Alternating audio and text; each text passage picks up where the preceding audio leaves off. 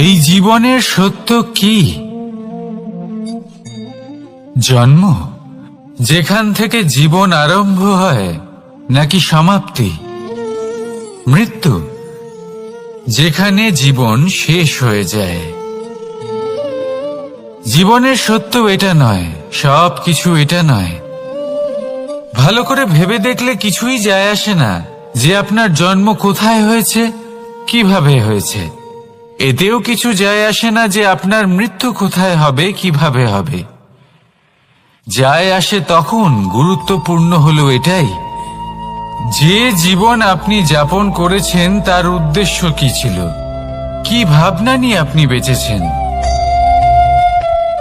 এখন যদি আপনি এমন কিছু করেন যার দ্বারা এই সংসার আপনার থেকে জীবন যাপনের প্রেরণা পেতে পারে, মৃত্যুর পরেও আপনার কর্ম দেখে তা স্মরণ করে জীবনে বাঁচতে শেখেন, তাহলে তার তাৎপর্য হলো আপনি নিজের কর্মের দ্বারা, নির্বাচনের দ্বারা অমর হয়ে গেছেন।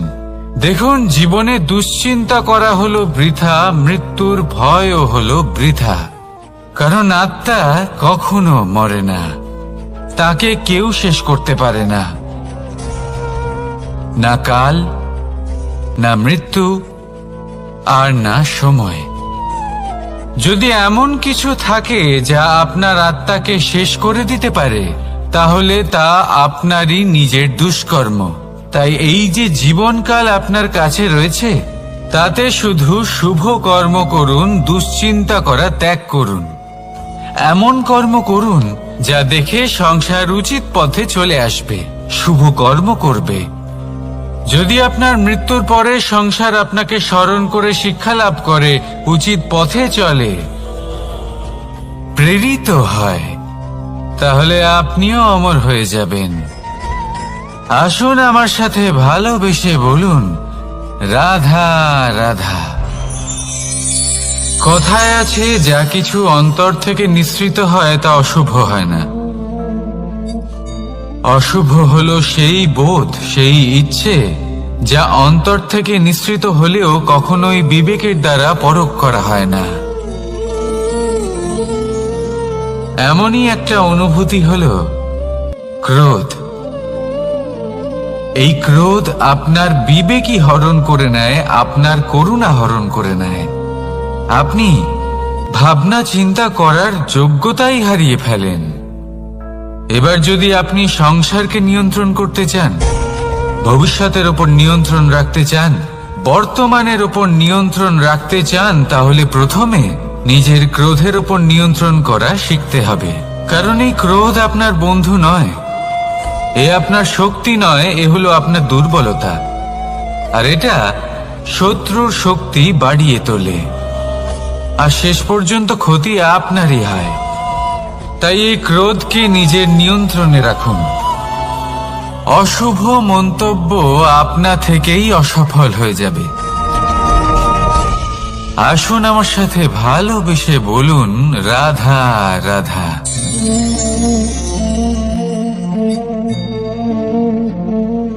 প্রশান্তি জড়িত নিদ্রা মানুষের জীবনের একটা অত্যন্ত গুরুত্বপূর্ণ সুখ এবং প্রয়োজনীয়তাও। দেখতে গেলে এই সংসারের প্রত্যেক পশু পাখি, প্রত্যেক জীব অবশ্যই নিদ্রা প্রাপ্ত করেন। কিন্তু মানুষ, যার মধ্যে বিচার বিবেচনা করার শক্তি অন্যদের থেকে অনেক বেশি, তার কিন্তু ঘুমের কিছু সমস্যা অবশ্যই হয়। কি বলেন? তাই তো। এবার এর কারণ কি? চিন্তা। এবার চিন্তা আমাদের সবার জীবনে আছে। আমরা সকলে জানি যে চিন্তা কখনো আমাদের সাহায্য করে না, তাও আমাদের জীবনে আছে। কেন? চিন্তার মাধ্যমে কি কখনো কোনো সমস্যার সমাধান হয়েছে? অর্থের চিন্তা করলে কি অর্থ লাভ হয়? ভবিষ্যতের চিন্তা করলে কি ভবিষ্যৎ ঠিক হয়ে যায়? স্বাস্থ্যের চিন্তা করলে কি স্বাস্থ্য নিজে থেকেই ঠিক হয়? হয় না। তাহলে এই সব কিছু থেকে আমাদের একটা ছোট্ট শিক্ষা অবশ্যই লাভ করা উচিত। আপনিও আপনার কাঁধ থেকে চিন্তার এই বোঝা নামিয়ে ফেলুন। আর ইচ্ছে, এই সব ইচ্ছে একত্রিত হয়ে আমাদের মনে চিন্তা উৎপন্ন করে।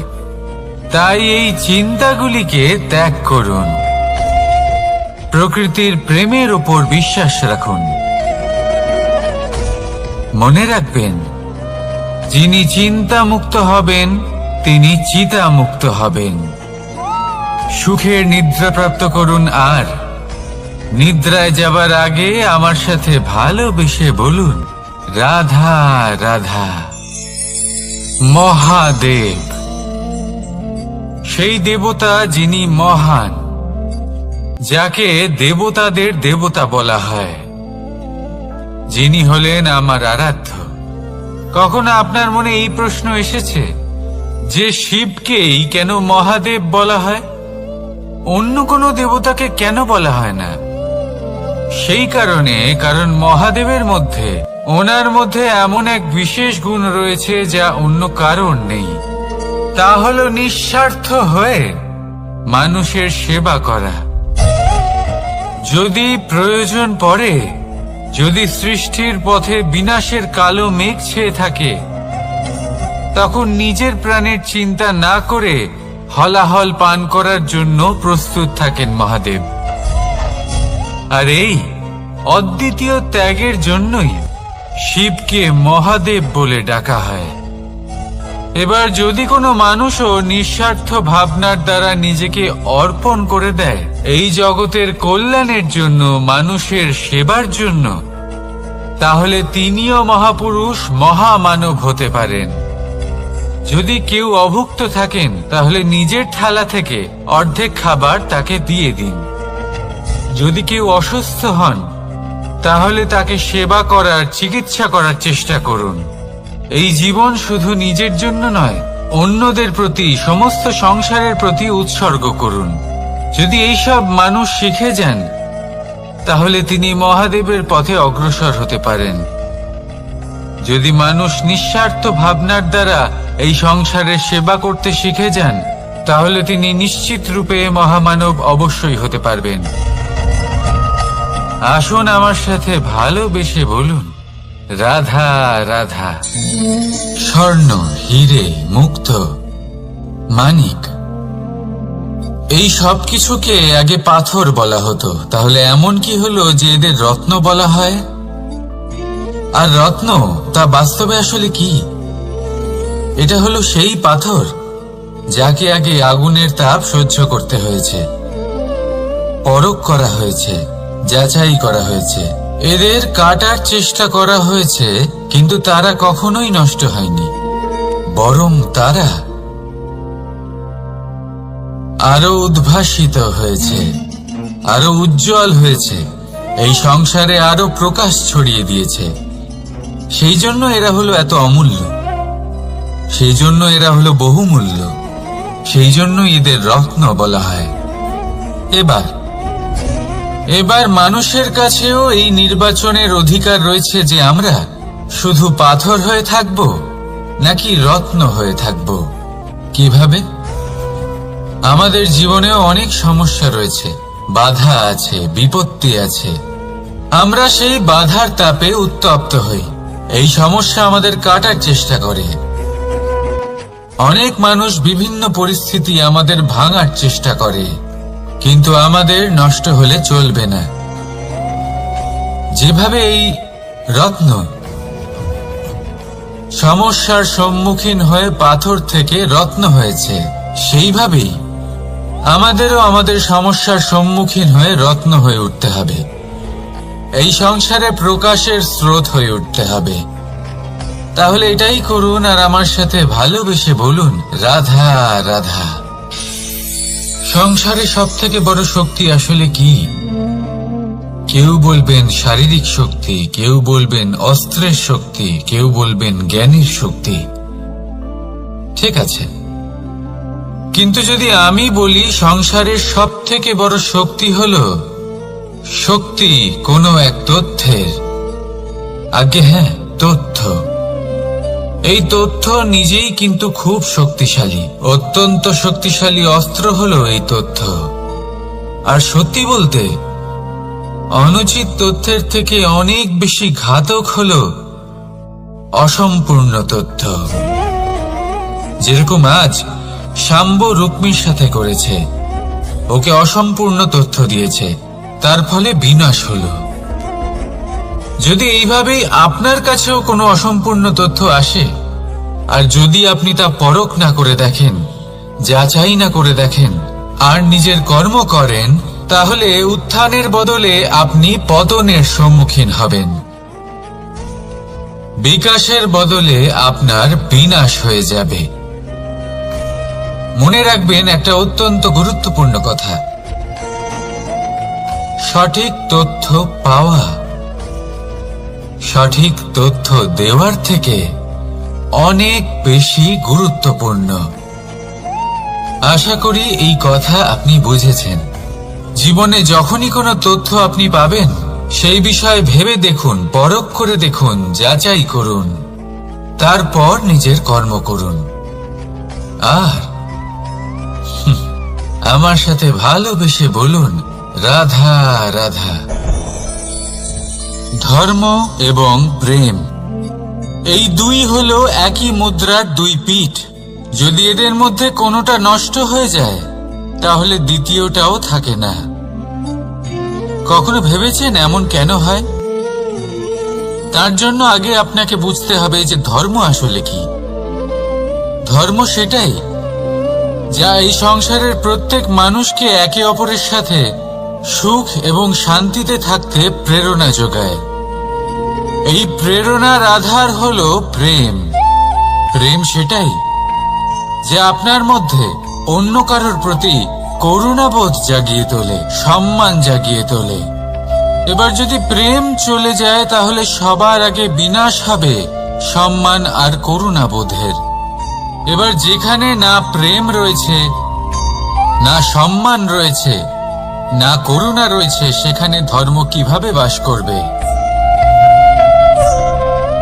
অশুভ ইচ্ছে জাগ্রত হয়ে ওঠে, ক্রোধ জাগ্রত হয়ে ওঠে, অহংকার জাগ্রত হয়ে ওঠে, আর তারপর আরম্ভ হয় অধর্মের। তাই যা যা ভাবনা আপনার অন্তরে প্রবেশ করছে, করতে দিন, কিন্তু যাই হোক না কেন, এই প্রেমকে নিজের থেকে দূরে যেতে দেবেন না। এই প্রেমকে চিরকাল নিজের কাছে রাখুন, নিজের হৃদয়। আর এই প্রেম ভাব নিয়ে বলুন, রাধা রাধা। মানুষের জীবনে উন্নতি লাভ করার জন্য তিনটি স্তম্ভের প্রয়োজন হয়। প্রথম স্তম্ভ শিক্ষা। এই শিক্ষা আমাদের জ্ঞান প্রদান করে। দ্বিতীয় স্তম্ভ ব্যবসা, যার দ্বারা আমরা ধন উপার্জন করি। তৃতীয় স্তম্ভ হলো আমাদের ঈশ্বর, আমাদের ইষ্ট। এনার সাথে যদি আমরা জুড়ে থাকতে পারি, তাহলে এমন একটা মানসিক বল আপনি লাভ করবেন, যেটা এই সংসারে আর কোথাও পাওয়া সম্ভব নয়। কিন্তু মানুষ অনেক সময় জীবনে এই তিনটি স্তম্ভ লাভ করা সত্ত্বেও সামনে অগ্রসর হতে পারেন না। তখনও জীবনে কঠিন পরিস্থিতি আসতেই থাকে। এমনটা ঠিক কেন হয়? কারণ সে জীবনে এই তিনটি স্তম্ভ লাভ করে নেয়, জীবনে প্রয়োগও করে, কিন্তু তার ভিতের কথা সে ভুলেই যায়। যেমন প্রথম স্তম্ভ অর্থাৎ শিক্ষা। এই শিক্ষার আধার হলো শুভ চেতনা। যদি অন্তরে শুভ চেতনা না থাকে, তাহলে এই শিক্ষার কোনো গুরুত্ব থাকে না। দ্বিতীয় স্তম্ভ ব্যবসা। পরিশ্রম করে উপার্জন করতে হবে, এই কথাটা আমরা সবাই জানি এবং সবাই চেষ্টাও করি। কিন্তু ব্যবসা করতে করতে আমরা এটা ভুলে যাই আমাদের ব্যবহার কেমন হয়ে পড়েছে।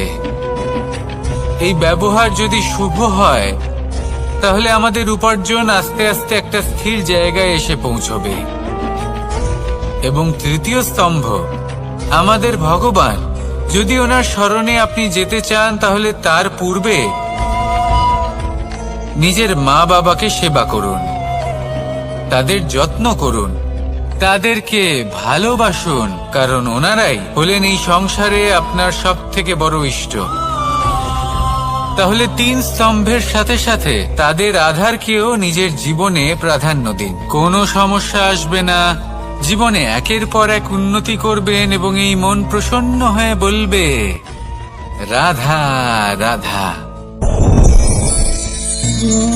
সুখ, দুঃখ এবং শক্তি, এই 3 হলো এই সংসারের ত্রিদেবের মতো। আমাদের জীবনে যা কিছু ঘটছে এই 3টির ভিত্তির উপরেই হচ্ছে। আসলে এই সংসারের একটা নিয়ম আছে, যখনই আপনি কিছু লাভ করেন এই সংসার আপনার পরীক্ষা নেয়। এটা জানার জন্য আপনার পরীক্ষা নেয় যে আপনি যা কিছুই লাভ করেছেন আপনি কি আদৌ সেটার যোগ্য কিনা। ঠিক সেইভাবেই এই সুখ, দুঃখ এবং শক্তি আপনার পরীক্ষা নিয়ে থাকে। যখন সুখ আসে তখন সে আপনার পরীক্ষা নেয় যে আপনার মধ্যে অহংবোধ জাগ্রত হয়নি তো। যদি অহংবোধ চলে আসে তাহলে সুখ সেখানেই সঙ্গ ত্যাগ করে। দুঃখ আপনার ধৈর্যের পরীক্ষা নিতে থাকে, আর যদি আপনার মধ্যে ধৈর্য না থাকে তাহলে এটা আপনাকে আরো বেশি দুঃখের গভীর অন্ধকারে ঠেলে দেবে। সেখানে শক্তি পরীক্ষা নেয় আপনার বিনম্রতার। যদি আপনি বিনম্র না হন তাহলে হয় এই শক্তি আপনার সঙ্গ ত্যাগ করবে, নয় এই শক্তি বিনম্রতার অভাবে আপনার পতনের কারণ হতে পারে। এই সংসারে যে কোনো ব্যক্তি যিনি এই পরীক্ষায় উত্তীর্ণ হয়ে থাকেন এই জীবনে তিনি সাফল্য লাভ করেন। আসুন আমার সাথে ভালোবেসে বলুন, রাধা রাধা। ভয়ের সাথে আমরা সবাই পরিচিত, কষ্ট আমরা সবাই পেয়েছি। কখনো কখনো আমরা অসুস্থ হয়ে পড়ি, আর এমন সময় হলে মাতার মমতা, কখনো বাবার স্নেহ, কখনো বন্ধুদের পাশে থাকার অনুভূতি আমাদের রোগ নিরাময়ে সাহায্য করে। কখনো যদি আমরা নিরাশ হয়ে পড়ি, তখন যদি আমাদের কোনো আপনজন আমাদের দুটো ভালো কথা বলে তখন আমাদের মনোবল বেড়ে যায়। ঠিক তেমন সংসারের এই রঙ্গমঞ্চে যদি আপনি পীড়িত অনুভব করেন, কিছু শুভ কথা আলোচনা করুন, কিছু স্তুতি গান করুন, কিছু মুহূর্তের জন্য হলেও নিজের ইষ্টদেবের কথা স্মরণ করুন আর প্রার্থনা করুন। সাহস বাড়বে, শক্তিও বৃদ্ধি পাবে এবং সামনে এগিয়ে চলার পথও দেখতে পাবেন। তখন এই মন প্রসন্ন হয়ে বলবে, রাধা রাধা। এই সংসারে কখনো কোনো ব্যক্তিকে তার বাইরের পোশাক দেখে বিচার করার চেষ্টা করবেন না, এটা খুব বড় ভুল করবেন। যেমন আমরা জীবনে অনেক সময় এমন করি, ধরুন কোথাও একটা গাছ দেখলাম, খুব বিশাল আকারের একটা গাছ যেটা মাটির থেকে অনেক উঁচুতে পৌঁছে গেছে, যার বিশাল শাখা আছে। সেগুলো দেখে আমরা ভাবি যে এই গাছে হয়তো কত সুস্বাদু ফল আছে, আমরা সেই গাছের পরিচর্যা করতে থাকি। আবার অন্যদিকে হলো একটি তৃণ যেটা মাটি থেকে কিছুটা উঁচুতে পৌঁছেছে, কিন্তু সেই তৃণর নিচে, মাটির নিচে অত্যন্ত সুস্বাদু ফল বা সবজি জন্ম নেয়, যা আমাদের স্বাস্থ্যের পক্ষে অত্যন্ত উপকারী। সেই জন্য কখনো আবরণ দেখে কাউকে বিচার করতে চেষ্টা করবেন না। তার বদলে এটা বোঝার চেষ্টা করুন যে আপনার সামনে যে ব্যক্তি আছে বা বস্তু আছে তার বিশেষত্ব কি। যদি এই বিশেষত্ব বোঝার ক্ষমতা আপনি অর্জন করেন, যদি এই শিল্প আপনি নিজের ভেতরে জাগ্রত করেন, তাহলে এই সংসারে বিশেষত্ব কি সেটা আপনি জানতে পারবেন। আর এই সমস্ত খেলা দৃষ্টি থেকে নয়, দৃষ্টিভঙ্গি থেকে জন্ম নেয়। দৃষ্টিভঙ্গি সবসময় শুভ রাখুন আর আমার সাথে ভালোবেসে বলুন, রাধা রাধা। যখন আমরা কোনো বনে প্রবেশ করি, তখন এই সবুজ ঘাস দেখে, এই কোমল ঘাস দেখে আমাদের মন প্রফুল্ল হয়ে ওঠে। ভিন্ন ভিন্ন প্রজাতির ফুল, ভিন্ন ভিন্ন রঙের ফুল দেখে এই মন আনন্দে ভরে ওঠে। এখানে শিশুরা আনন্দ লাভ করে, বড়রা ভোজন গ্রহণ করেন, কথাবার্তা বলেন, হাঁটাহাঁটি করে বেড়ান। এবার ভেবে দেখুন, যখন এই উপবনের নির্মাণ হয়েছিল সেই সময় যদি এই মাটিকে সঠিকভাবে খনন না করা হতো, যদি তাতে সঠিকভাবে বীজ রোপণ না করা হতো, যদি কোনো সংঘর্ষ না হতো, পরিশ্রম না করা হতো, যদি চলতে চলতে পায়ে কাঁটা না বিঁধে যেত, তাহলে এই সুন্দর বন দেখে আমরা কি এই আনন্দ লাভ করতে পারতাম? কখনোই নয়। ধরুন কোনো নদীর তটে সুন্দর একটি বন আছে, সেই বনের আনন্দ লাভ করতে গেলে আপনাকে সেই নদী পার করতেই হবে। যদি সুখের নদীর কাছে পৌঁছতে চান, তাহলে তটে যে কাঁটা রয়েছে সেগুলোর সাথে সংঘর্ষ করতেই হবে। এই সংসারে যদি আপনি সুখ লাভ করতে চান, তাহলে সুখ লাভের এই যাত্রা শুরু করতে হবে সংঘর্ষ দ্বারা। তাহলে সংঘর্ষকে স্বাগত জানান, এর পেছনেই সুখ রয়েছে যা আপনার জন্য অপেক্ষা করছে।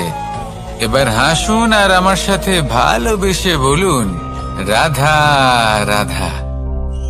সংসারে আমাদের জীবনের সবথেকে বড় দোষ কি আপনি জানেন? কেউ বলবেন লোভ, কেউ বলবেন লালসা, কেউ বলবেন অসত্য। দেখুন, দুঃখের মূল কারণ হলো পরিশ্রম না করা।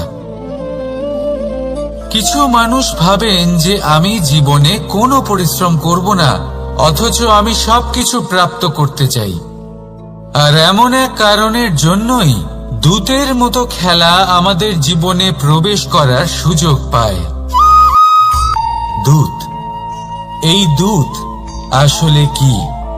দূত অর্থাৎ কোনো পরিশ্রম ছাড়াই অন্য কেউ পরিশ্রম করে যা অর্জন করেছেন, যে সুখ সুবিধা অর্জন করেছেন, তা নিজের জন্য শুধুমাত্র একটা খেলার মাধ্যমে নিজের করে নেবার ইচ্ছে। আর এই ইচ্ছে অত্যন্ত বিনাশকারী হতে পারে। এই ইচ্ছে যদি আপনার বিবেক, আপনার মন, আপনার চেতনা, আপনার ভাবনা প্রবাহিত করে ফেলে, তারপরে আপনি চেষ্টা করতে শুরু করে দেবেন, আর সেইখান থেকেই আপনার পতন শুরু হবে। এই চেষ্টা করবেন যে অন্য কারোর জীবনের সমস্ত ধন, তার সমস্ত জীবন সম্পূর্ণভাবে নিজের করে নেওয়ার। কারণ প্রথমে আশা জাগ্রত হয়, আর এই আশা হতাশায় পরিণত হতে সময় লাগে। এই হতাশা কুণ্ঠায় পরিণত হতে সময় লাগে না, কুণ্ঠা লোভে পরিণত হতে সময় লাগে না, আর এই লোভ প্রতিশোধ স্পৃহাতে পরিণত হতে সময় লাগে না। আর যখন এই সব কিছু হয়, আপনি দুষ্ট হয়ে যান। আর সবাই জানেন যে প্রত্যেক দুষ্ট ব্যক্তির পতন হলো অবশ্যম্ভাবী। তাই নিজেকে দূতের থেকে দূরে রাখুন আর পরিশ্রমকে নিজের কাছে টেনে নিন। জীবনে আপনার যা যা স্বপ্ন রয়েছে, যা আপনি করতে চান, শুধুই পরিশ্রম দ্বারা অর্জন করুন। তাহলে তাই করুন আর আমার সাথে ভালোবেসে বলুন, রাধা রাধা। জীবনে কিছু শেখা অত্যন্ত গুরুত্বপূর্ণ। এবার কি কি শিখতে হবে, সেই সব শেখানোর জন্য অনেক শিক্ষক রয়েছেন, কিন্তু কি শিখবেন না আর কি করবেন না, এটা আমাদের নিজের অভিজ্ঞতা দিয়ে শিখতে হয়। কিন্তু তার মানে এটা নয় যে যদি আপনাকে শিখতে হয় যে আগুনের তাপ কতটা, আপনাকে আগুনের মধ্যে হাত দিতে হবে। না, অন্য কারোর অভিজ্ঞতা দ্বারাও শিখতে পারেন। প্রশ্ন শুধুমাত্র একটাই যে আপনি কি শিখতে চান নাকি চান না। যদি আপনি এটাই ভাবেন যে আমি শুধুই নিজের অভিজ্ঞতা দ্বারাই শিখতে চাই, তাহলে জীবনকাল ছোট মনে হবে, অনেক কিছুই শিখতে পারবেন না। তাই নিজের সাথে সাথে বড়দের অভিজ্ঞতার দ্বারাও শেখা শুরু করে দিন। এই সংসারের অভিজ্ঞতা দ্বারা শিখতে শুরু করে দিন। আর এটা নিশ্চিত রূপে শেখা আবশ্যক যে কখন কি করবেন না, কোথায় থামতে হবে আর কোথায় থামবেন না। তাহলে আসুন আর আমার সাথে ভালোবেসে বলুন, রাধা রাধা। ভোজন। এবার ভোজন সংগ্রহ করার জন্য মানুষ কি না করেন, সব সময় চেষ্টা করতে থাকেন। ফসল উৎপাদনের জন্য অনেক পরিশ্রম করতে থাকেন, কিন্তু অনেক সময় অনেক পরিশ্রম করার পরেও ফসল ভালো উৎপাদন হয় না। এর কারণ কি? কারণ হলো এটাই যে আপনি পরিশ্রম হয়তো অনেক করেছেন, কিন্তু আপনার নজর তো সেই বীজের দিকে ছিলই না যা আপনি রোপণ করেছেন। সেই জন্য সব সময় কোনো বীজ রোপণ করার আগে তাকে পরখ করে দেখুন, তা অত্যন্ত আবশ্যক। আর সেইভাবেই যখনই কোনো কর্মের প্রশ্ন আসে, তাহলে সেখানে শুধুমাত্র পরিশ্রম যথেষ্ট নয়। সেই কাজের প্রতি আপনার কর্তব্য কি, আপনার উদ্দেশ্য কি, সেটা জানা হলো অত্যন্ত গুরুত্বপূর্ণ। তাই কর্ম করুন, কিন্তু সেই কর্মের প্রতি আপনার যা উদ্দেশ্য তার মাহাত্ম্য বুঝতে চেষ্টা করুন। তাহলে আসুন আমার সাথে ভালোবেসে বলুন, রাধা রাধা। আপনার চিন্তা করে এমন ভাবে দান করবেন যাতে সামনের ব্যক্তি স্বাধীন হতে পারে, পরাধীন নয়। আসুন আমার সাথে ভালোবেসে বলুন, রাধা রাধা। করতে শিখুন। পাণ্ডবরা বন থেকে এসেছিলেন। ওনাদের কাছে না কোনো ধন ছিল, না কোনো সম্পদ, না বিদ্যা। নিজের পরিশ্রমের দ্বারা ওনারা বিদ্যা অর্জন করেছিলেন, আর তার দ্বারাই সম্পদ অর্জন করলেন আর ধনও অর্জন করলেন। এই পাণ্ডব ছিলেন অত্যন্ত কুশল এবং শক্তিশালী। যুধিষ্ঠির নিজের পরিশ্রম দ্বারা এমন জ্ঞান অর্জন করেছিলেন যে এই সংসার ওনাকে ধর্মরাজ যুধিষ্ঠির অভিহিত করেছিল। দেখতে গেলে পাণ্ডবদের কাছে সবকিছুই ছিল, কিন্তু যখন বিষয় এলো আরো ধন লাভ করার, তখন যুধিষ্ঠির, যিনি পাণ্ডবদের মধ্যে জ্যেষ্ঠ, তিনি সকল পাণ্ডবদের সাথে দ্রুত ক্রীড়ায় অংশগ্রহণ করে ফেললেন। এর ফলে না শুধু ধনলক্ষ্মী, ধর্মলক্ষ্মী, বিবেক লক্ষ্মী কেউ হারালেন, আর শুধু তাই নয়, নিজের গৃহলক্ষ্মী দ্রৌপদীকেও হারিয়ে ফেললেন। এর কারণ কি? ভুলে গেলেন খুব সহজ একটা কথা, এই সংসারে সম্মান এবং সাফল্য দুটোই পরিশ্রমের দ্বারা লাভ করতে হয়। কিন্তু দ্রুত ক্রীড়ার এই খেলা আমাদের ভাগ্যের উপর নির্ভরশীল। এই সংসারে দুটি পথ রয়েছে। একটা পথ যেখানে কর্ম এবং পরিশ্রমের দ্বারা আপনি নিজের পথ নিজেই রচনা করতে পারবেন, আর দ্বিতীয় পথ হলো যেখানে এই ভাগ্য এক মুহূর্তে আপনাকে শিখরেও পৌঁছে দিতে পারে, আবার ধূলিসাৎ করে দিতে পারে। আপনি কোন পথ বাছবেন সেই চয়ন আপনারই। আসুন আর আমার সাথে ভালোবেসে বলুন, রাধা রাধা। কোনো এক সময়ের ঘটনা এটা। মা এবং বাবা হাটে গিয়েছিলেন। তখন আমি আর দাদা গিয়েছিলাম গরু চড়াতে। আমরা বাড়ি ফিরে এলাম, আর মা সেই সময় একটা কাজ করতেন। যখনই হাটে যেতেন দরজা তালা বন্ধ করে যেতেন। উনি খুব ভালো করে জানতেন যে যদি ওনার এই মাখন চোর সঠিক সময়ে পৌঁছে যায়, তাহলে এক ফোঁটাও মাখন ওনার অবশিষ্ট থাকবে না। এবার ঘটনা কিছুটা এরকম হলো যে মা আর বাবা মাঝে মাঝে হাটে যেতেন, তাই মাঝে মাঝেই দরজা তালা বন্ধ করতে হতো। যখন মা আর বাবা ফিরে এলেন, তখন বাবা ভুলে গিয়েছিলেন যে এই চাবির গোছা থেকে ঠিক কোন চাবিটা দরজার তালা খোলার জন্য উপযোগী। উনি চেষ্টা করতে শুরু করে দিলেন। একটার পর একটা চাবি দিয়ে উনি চেষ্টা করতে থাকলেন, কিন্তু সেই দরজার তালা তো খুলতেই চাইছিল না। ওনার মাথা থেকে ঘাম পড়তে শুরু করলো। তখন মা বললেন যে তালা ভেঙে দেওয়া যাক। মা চলে গেলেন, আর বাবা বললেন না না দাঁড়াও, আর কিছু চাবি বাকি আছে, এটা হয়তো খুলতে পারবো। মা হাতুড়ি নিয়ে চলে এলেন সেই তালা ভাঙার জন্য, আর তখনই বাবা শেষ চাবিটা প্রয়োগ করলেন আর দরজার তালা খুলে গেল।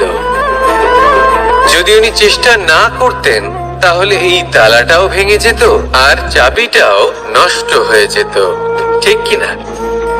এবার এই ঘটনাটা আমি দেখেছিলাম, আর আমার মনে হলো যে কখনো কখনো এই চাবির গোছার মধ্যে থেকে শেষ চাবিটাও কিন্তু জীবনের দরজা খুলে দিতে পারে। সেজন্য আপনি যদি জীবনে সাফল্য লাভ করতে চেষ্টা করেন, নিজের লক্ষ্যে পৌঁছতে চান, তাহলে হার মানবেন না।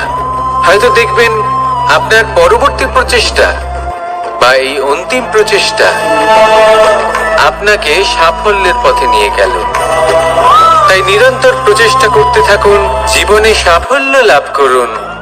যজ্ঞের আগুনকে শুভ বলে মনে করা হয়, আর সেখানেই চিতার আগুনকে অশুভ মনে করা হয়। এমনটা কেন হয়? এখানে বিষয়টা হলো লক্ষ্য, বিচার এবং সঙ্গের। যখন আমরা যজ্ঞ করি তখন আমাদের লক্ষ্য কি হয়? পরিবেশকে আরো পবিত্র করে তোলা, ইতিবাচক করে তোলা। আমাদের লক্ষ্য শুভ হয়। তারপরে আসে বিচার। এই পরিস্থিতিতে সেই বিচার হলো অগ্নি। স্ফুলিঙ্গ থেকে তীব্র আকার ধারণ করে সমস্ত কাঠকে পুড়িয়ে দেয় এবং সুগন্ধ ছড়িয়ে দেয়। অর্থাৎ যদি আপনার লক্ষ্য শুভ হয় তাহলে তার নিজেই শুভ বিচারধারাকে আমন্ত্রণ জানায়। এই শুভ বিচার তখনই আসবে যখন আপনার সংকল্প শুভ হবে। অন্যদিকে হলো চিতার আগুন। এর লক্ষ্য কি? একটা দেহকে পরধামে পৌঁছে দেওয়া। সবার শেষে সবকিছু আপনার উপরে নির্ভরশীল যে আপনি কোনটা চয়ন করতে চান। আপনার লক্ষ্য যদি শুভ হয় তাহলে আপনার বিচার এবং সঙ্গতি আর তার পরিণাম সবই শুভ হবে। আসুন আর আমার সাথে ভালোবেসে বলুন, রাধা রাধা। এই সংসারের প্রত্যেক বস্তুর, প্রত্যেক পরিস্থিতির, প্রত্যেক আবেগের দুটি দিক আছে। এর মধ্যে পার্থক্য করা সম্ভব শুধুমাত্র দৃষ্টিভঙ্গির দ্বারা।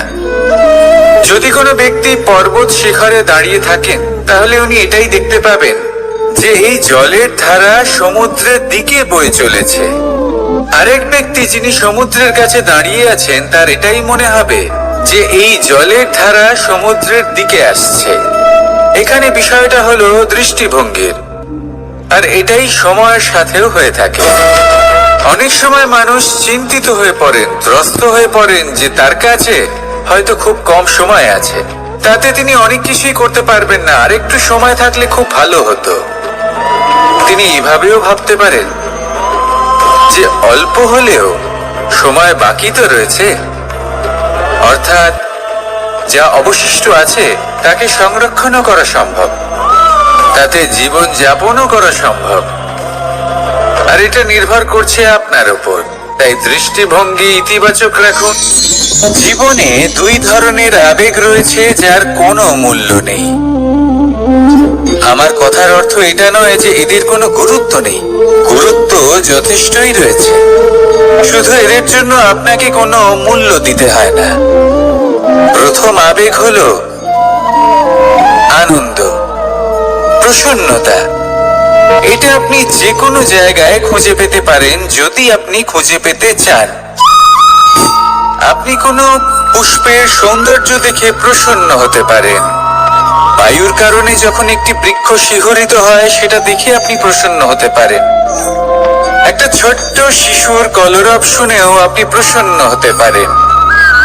একটা ক্রন্দনরত বালককে হাসিয়ে আপনি প্রসন্ন হতে পারেন। সবকিছু আপনার উপর নির্ভরশীল। সেখানে আরেকটি আবেগ হলো দুশ্চিন্তা। মানুষ বড়ই দুশ্চিন্তা করতে থাকে। আজ আমি এই কাজ করেছি, সেই বিষয়ে চিন্তা। আজ আমি এই কাজ করতে পারিনি, সেই বিষয়ে চিন্তা। কাল আমাকে এই কাজ করতে হবে, সেই নিয়ে চিন্তা।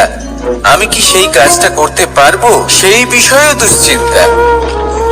চিন্তা সর্বত্র রয়েছে, যার জন্য মূল্য দিতে হয় না। যত চান আপনি একত্রিত করতে পারেন। একটা গুরুত্বপূর্ণ কথা মনে রাখবেন, প্রসন্নতা জীবনের একটা নতুন সূত্রপাত। সেখানে দুশ্চিন্তা হলো জীবনের চিতার সময়। এবার এই দুটি আবেগ হলো মূল্যহীন, দুটোই আপনার সামনে আছে। কোনটা চয়ন করবেন আপনি, দুশ্চিন্তা নাকি প্রসন্নতা? সিদ্ধান্ত আপনারই। আসুন আর আমার সাথে ভালোবেসে বলুন, রাধা রাধা। ধন, সম্পত্তি, এগুলো আসলে কি? এগুলো শুধু সেই মূল্য যার দ্বারা আমরা কোনো কিছু অর্জন করতে পারি। এবার এই ধনের দ্বারা এই সংসারে অনেক কিছু লাভ করা সম্ভব, কিন্তু সেই সব কিছুই শুধুমাত্র ভৌতিক বস্তুই হবে। ভৌতিক সামগ্রী, ভৌতিক সুবিধা। অর্থাৎ আপনার কাছে যতই ধন থাকুক, তা আপনাকে শান্তির ঘুম এনে দিতে পারবে না। আপনাকে জীবনের বাস্তব সুখের অনুভূতি লাভ করাতে পারবে না, কারণ এগুলো ভৌতিক ধন। এই ভৌতিক বস্তুই অর্জন করাতে সক্ষম। বাস্তবিক ধন কি? যদি এই প্রশ্ন আপনার মনে আসে, তাহলে তার উত্তর আমি আপনাকে দেব একটা উদাহরণের মাধ্যমে। কখনো আপনি শুনে থাকবেন যে একজন পিতা আজীবন অনিষ্ট করেন, অনর্থ করেন, খারাপ কাজ করেন শুধু ধন অর্জনের জন্য। তিনি ভাবেন যে আমি ধন অর্জন করব আর নিজের সন্তানকে একটা উজ্জ্বল ভবিষ্যৎ প্রদান করব, একটা সুখ স্বাচ্ছন্দ্যময় জীবন দান করব। এবার সন্তান যখন জন্ম লাভ করে, তখন সে ভাগ্যের জোরে সেই ধন ভোগ করে। যেরকম সে পায়, সেরকমই তার ব্যবহার সে করে। কখনো আপনি এটাও দেখে থাকবেন যে সেই সন্তান সমস্ত ধন নষ্ট করে ফেলে, আর সেই পিতা যিনি সমস্ত ধন সঞ্চয় করেছেন, যিনি সেই ধনের প্রভু, আজ সেই ধনের প্রহরী হয়ে রয়েছেন। এবার এরকম কেন হয়? এরকম তখনই হয় যখন সেই পিতা বুঝতেই পারেন না যে তার জীবনের আসল ধন কি। সেই আসল ধন তার সন্তানকে সে দিতেই পারে না।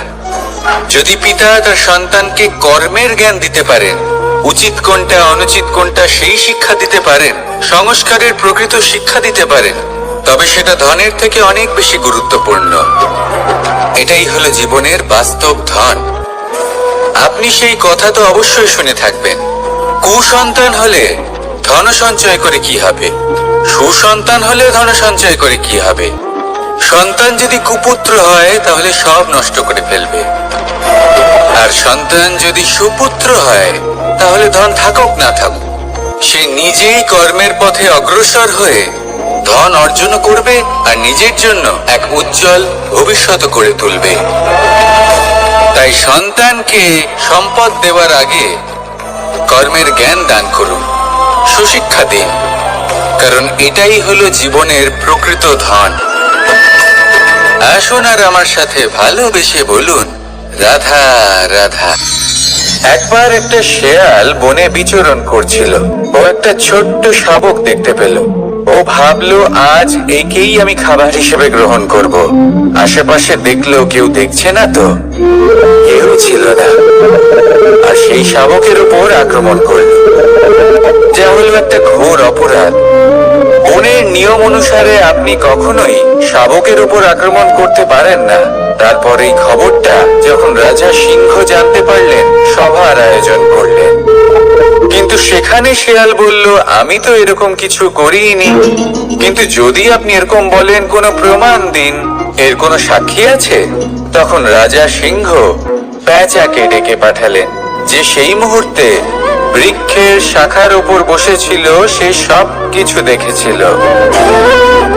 পেঁচা সব সত্যি কথা বলল, আর শেয়ালকে মৃত্যুদণ্ড দেয়া হলো। এবার এই কাহিনী আমি আপনাকে কেন শোনালাম? কারণ মানুষও কখনো কখনো এরকম কর্ম করেন যা শিয়াল করেছে। এটা ভাবেন কেউ দেখছে না যখন আমি অনুচিত কর্ম করতেই পারি, কিন্তু না, আপনি যাই করুন না কেন কেউ না কেউ অবশ্যই তা দেখছে। কোনো ব্যক্তি না হলেও কোনো প্রাণী, না হলে কোনো যক্ষ বা দেব বা প্রেত। যদি এনারা কেউ না দেখেন, তাহলে ধরিত্রী মাতা দেখেন যেখানে দাঁড়িয়ে আপনি সেই কর্ম করছেন, তাই না? তাই একটা কথা সবসময় মনে রাখবেন, কে দেখছেন কে দেখছেন না সেই বিষয়ে ভাবা ছেড়ে দিন। এটা খুব সহজ কথা। আপনি যদি উচিত কর্ম করেন উচিত ফল পাবেন, যদি অনুচিত কর্ম করেন তাহলে আপনি অনুচিত ফল অবশ্যই পাবেন। সেই জন্য উচিত পথে চলতে থাকুন, উচিত কর্ম করতে থাকুন, আর আমার সাথে ভালোবেসে বলুন রাধা রাধা।